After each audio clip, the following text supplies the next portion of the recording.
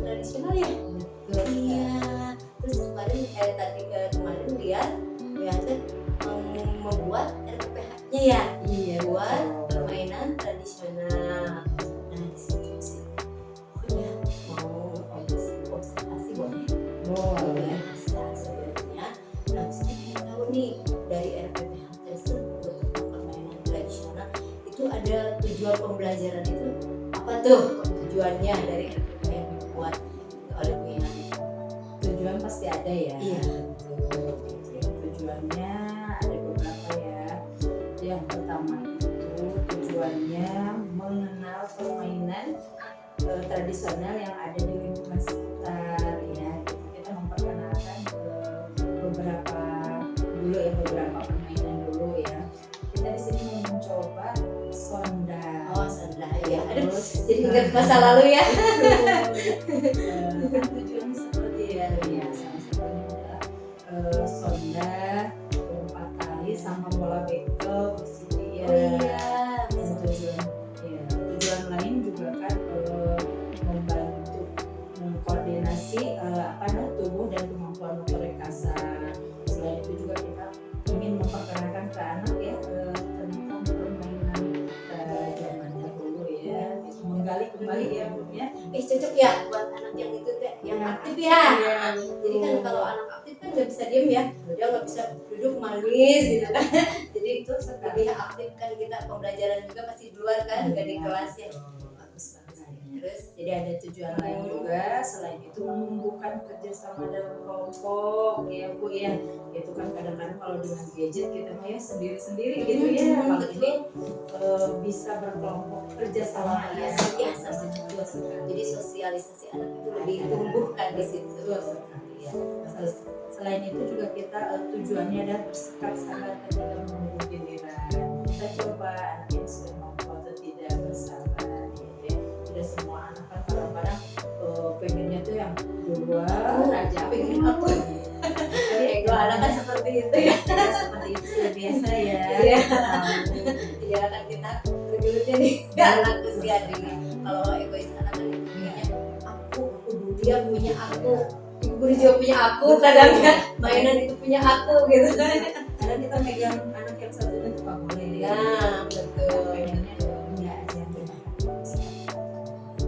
tujuan pembelajarannya. Kalau setiap hari permainan tradisional yang dulu kita lakukan itu ternyata ya setelah digali-gali sekarang sama para ahli pendidikan itu kelihatannya sosialisasinya lebih, itu komunikasi anak sama teman itu lebih aktif lagi gitu kan. Itu 6 aspek perkembangan anak itu ada ya kalau permainan tradisional. Jadi kita tidak usah banyak-banyak LK. Kadang anak boring ya kalau misalnya lihat kertas, guru aku nggak bisa. Seperti itu. Kalau ini mah ya spontan aja, lebih anak lebih senang gitu, lebih tertarik gitu, pengen tahu.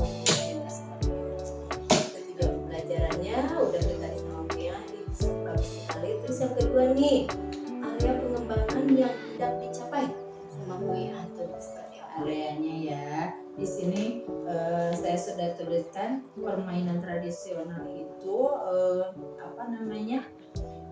yang pengen dicapainya itu adanya persamaan status gitu ya. Tidak membedakan ya. Tidak ada perbedaan ya antara si A dan si B, ras gitu ya. Seperti itu tidak ada perbedaan. Kebersamaan tentunya ada, ketaatan terhadap aturan juga, berpikir strategis dan kreatif, kecerdasan, kompetisi dan lain-lain ya. Lebih ke sosial ya biasanya gitu ya, bisa Gotong royong lah. Betul. Jadi nggak hanya menyendiri gitu ya di sini, lebih ke tanggung jawabnya ada gitu ya di sini, terus sosialisasinya ada, terus dorongan untuk berprestasi dan belajar menyesuaikan diri. Kreativitas juga ada kan ya. Misalkan kalau anak misalnya ini nih kali ya anak ingin lompat ya, seperti apa lompatnya itu kan udah ngerti kan anak ya. Betul, jadi ada metodenya gitu. Nah, gitu. Ya. Kayak Siti kan dulu gitu kalau main ya lompat tadi nih, ini kan tinggi, itu kan mungkin kan lebih dari kepala kita dulu kan. Oh ininya di tepak kan, kreatif kan, anak muncul dari keinginan keinginan bahwa dia itu mampu lah ya gitu Ya, dan kita harus selanjutnya dari kejauhan. Wah, betul. Jadi ada teknik tersendiri gitu. Alhamdulillahnya ternyata permainan tradisional kita itu yang luas sekali buat anak usia ini. Jadi kita kembangkan dari anak dari awal ya, anak mengetahui sebelum mereka ke jenjang selanjutnya itu mereka harus tahu gimana di luar itu seperti apa, dia mengenal orang-orang yang akan nanti dia temui di luar sana gitu kan. Makanya dari mulai dari usia dini dan dini banget gitu kan kita perkenalkan seperti Yang mulai luas ya. ya, jadi lebih merdeka kan anak juga ya kalau di situ kalau kita melakukan permainan seperti itu. Banyak kan anak maunya bermain, mereka ke sekolah itu bukannya belajar tapi bermain buruk gitu kan, kadang-kadang tujuan mereka seperti itu. Tetapi di situ kita selipkan kan pembelajaran. Ini satu lagi punya ya, strategi apa yang akan ibu persiapkan gitu untuk kegiatan nanti pembelajaran anak di permainan tradisional ini ya. Tentunya kita harus menerangkan dulu ya, menjelaskan macam-macam permainannya ya. Seperti tadi saya pilihannya kan 3 ya, bola bekel, lompat tali, sama sondah ya. Nah itu kan 3 permainan itu caranya berbeda-beda. Anak-anak tidak tahu ya. Apa itu sondah? Gitu. Lompat tali seperti apa ya? Jadi kita memang pasti akan menerangkan dulu caranya gitu. Terus kemudian peserta didik juga dibagi menjadi beberapa kelompok sesuai dengan permainannya itu sendiri gitu ya. Terus apa yang akan digunakan, terus ditanya juga anak minatnya kemana gitu. Adapun nanti misalkan mainnya mah tetap bersama-sama tidak apa-apa, tapi dibagi kelompok gitu. Jadi ya, Bia juga kan nggak bisa menangani sendiri ya. Betul. Jadi Bia juga dengan sejawat ya membantu, misalkan Bia pegang yang ini nih, teman sejawat pegang yang itu gitu. Bantu lagi dari yang lain, misalkan kan ada di sini juga oke, boleh lah kolaborasi atau ibu kepala juga ikut ya.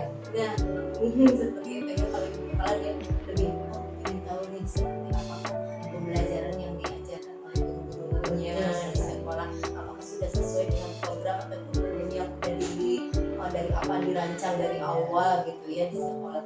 Apalagi sekolah penggerak ya di TPN sana alhamdulillah ya, kita udah sekolah penggerak, jadi kita memerdekakan mereka betul sekali. Jadi tergantung minat.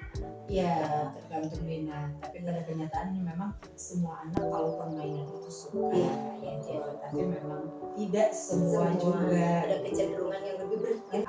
Pasti mereka lebih suka yang lompat-lompat, lari-lari kayak gitu ya. Ya alhamdulillah ya Bu ya. Berarti solusi yang kemarin Bu ada permasalahan tentang anak yang aktif. Nah sekarang mau diterapkan ya, mau diterapkan di pembelajaran. Nanti kita seperti apa? Ya mungkin nanti Bu Siti observasinya ya, seperti apa pembelajaran yang akan Bu lakukan nih ke anak-anak yang aktif. Ya mungkin itu Bu ya untuk awal observasi dari Bu Siti ya. Tapi jangan bosan ya, nanti Bu Siti semuanya lagi nih. Iya.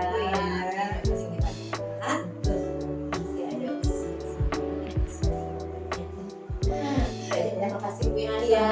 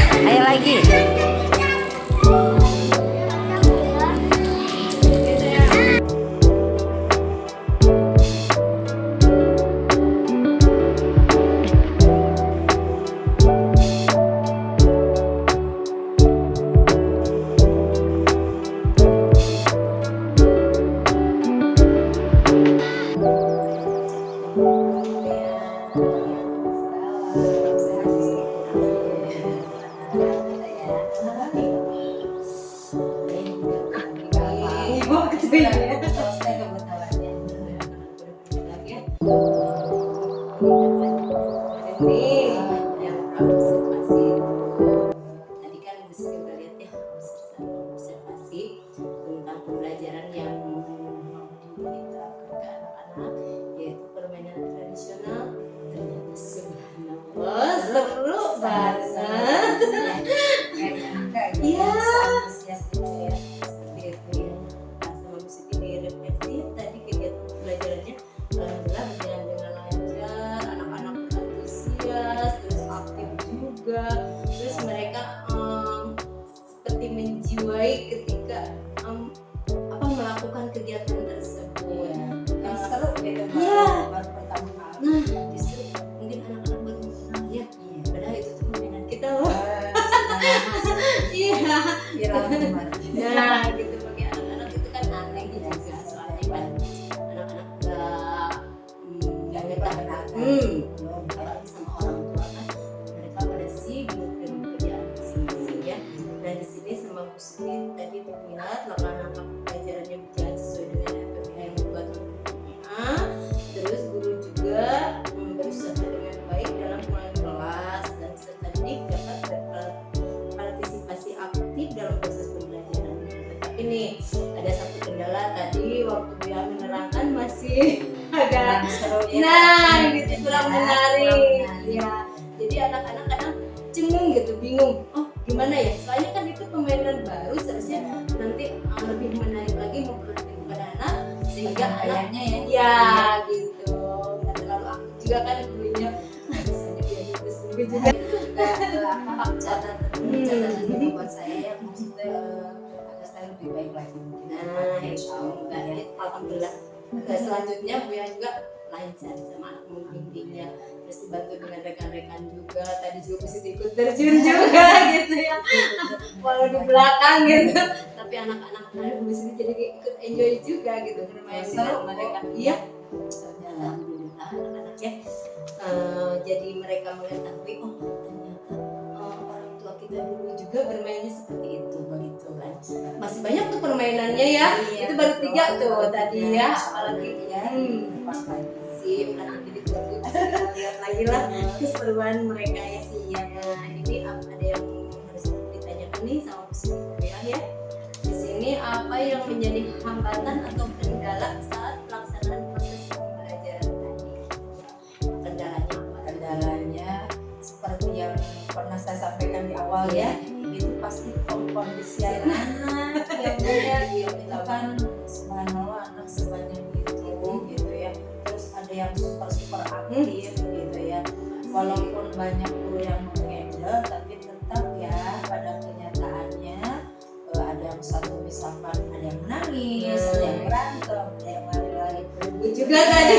Betul, makanya kondisiannya itu ya yang agak sedikit kendala selalu itu ya, tapi kita berusaha bekerja sama dengan akhirnya kita mengkondisikan kepada anak soalnya kan usianya juga ini masih di bawah masih usia dini, mereka belum bisa disiplin benar-benar gitu kan. Paling fokus 5 menit itu sudah buyar lagi biasanya seperti itu. Tapi kita juga kan nggak bisa melarang karena memang usia mereka itu adalah usia lumayan gitu. Kita hanya bisa berusaha mengarahkan aja.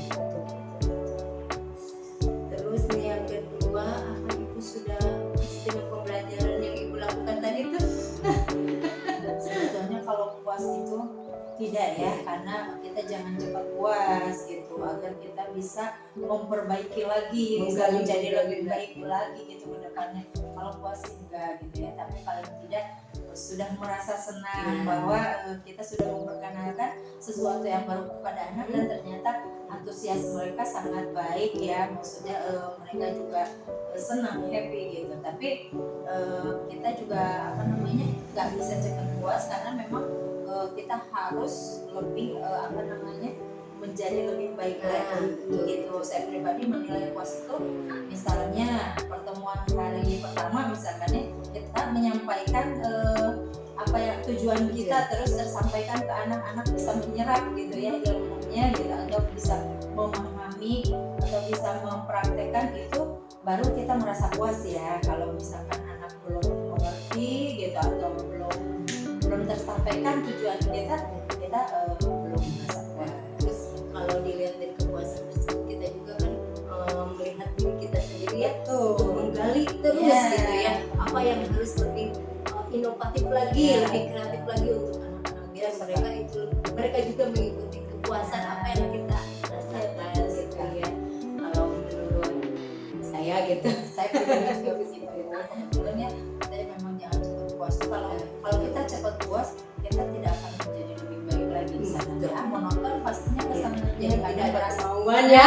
seperti kayak udah ada cukup kayaknya gitu. Kalau semua seperti itu kita nanti nggak ada yang berdua.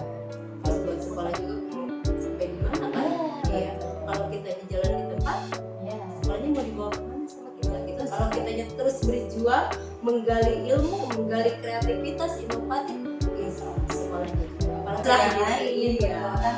Nah, dengan itu kan dengan pengalaman kita nanti bisa menceritakan kepada yang lain. Makanya yang mengambil permainan tradisional atau apa, kalau udah dibilang ya, karena permainan tradisional itu semua aspek perkembangan anak itu tergali semua. Jadi Aspek itu muncul ada. bahasanya, kognitifnya, psikomotoriknya gitu, seninya juga. Kadang anak kan dia mengkreasikan sendiri. Misalkan kita menunjukkan permainnya seperti, kadang anak bisa lebih iya, aktif lagi, lebih iya, ini lagi ya. berkolaborasi lagi gitu bersama Imajinasinya teman-temannya. beda. Nah, betul seperti itu. Jadi terus pengetahuan kita juga harus selalu digali juga ya. Hebat lah Bu ya. Pokoknya semangat. Nih, ada lagi nih yang ketiga nih, apa hal-hal positif yang telah Ibu lakukan selama proses pembelajaran? Hal yang positif yang tadi diambil dari kegiatan hari ini ya. Lebih ke ini ya, contoh ragam main gitu ya yang akan dilakukan oleh peserta didik dan memberikan motivasi kepada anak-anak ya, kepada mereka supaya lebih aktif lagi, lebih bahagia lagi, lebih senang lagi gitu ya, lebih memahami juga gitu, mungkin memahami permainan tersebut gitu. Terus kita juga memberikan memberikan motivasi karena selain itu juga memberitahu mereka bahwa nih permainan ini lebih baik daripada gadget karena ini sosialisasinya kan gitu ya, bisa sama teman-teman, bisa ngobrol, maksudnya ada komunikasi gitu ya, ada kerjasamanya segala gitu, daripada bermain gadget ya. Kalau bermain gadget kan bermain sendiri ya dengan komputer mungkin di sana ya. Tapi kalau Udah ini ngobrol kan sendiri kan anak-anak tersendiri. Orang dewasa juga kalau lagi main gadget kayak sendiri kayak ini ya, maksudnya kayak nggak ada kehidupan gitu, sepi aja main sendiri. Kalau ini kan seru, teriak-teriak, lari-lari gitu ya. Yang hiperaktif pun bisa ikut serta gitu di sini. Jadi lebih banyak lah kalau memberikan peluang dan melakukan kegiatan mainnya tuh udah positifnya lebih banyak ya. Betul. Nilai-nilai karakter positif di sini tertanam juga ya. Soalnya kan kita bersosialisasi itu susah. Betul. Apalagi anak-anak kayak di BTN seperti ini ya, sendiri-sendiri ya. sama mamanya nggak boleh keluar karena di luar itu bahaya atau gimana gitu. Padahal kan di luar itu kalau dengan didampingi kita, anak itu lebih luas, lebih mengetahuinya lebih luas gitu kan. Terus seperti di sini kan masih ada pesawahan, anak bisa menghirup udaranya lebih segar. Kadang kalau jalan nih dari depan pagi-pagi di sini sejuk banget gitu kan. Iya. Nah gitu, anak-anak juga kan seperti itu gitu. Terus nilai karakter sama anak kerja sama gotong royong gitu kan. Kita lebih menjelaskan itu Pak. iya, lebih banyak Iya, manfaatnya ya. Nah, setelah melaksanakan